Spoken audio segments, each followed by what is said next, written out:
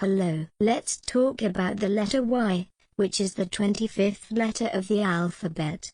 Y is an interesting letter because it can function both as a consonant and a vowel, depending on how it's used. The letter Y has a shape that looks like a diagonal line with a small tail at the bottom.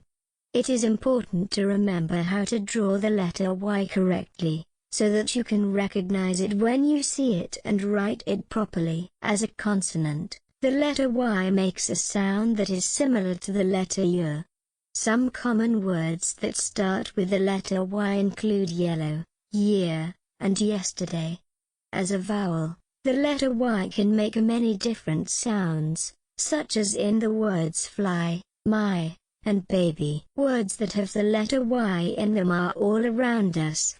We might see yellow flowers blooming in a garden, or celebrate a new year with our friends and family.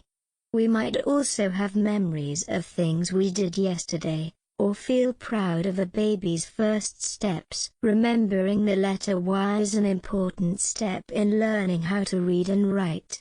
As you practice, you will become more familiar with this special letter and all the interesting words it helps create.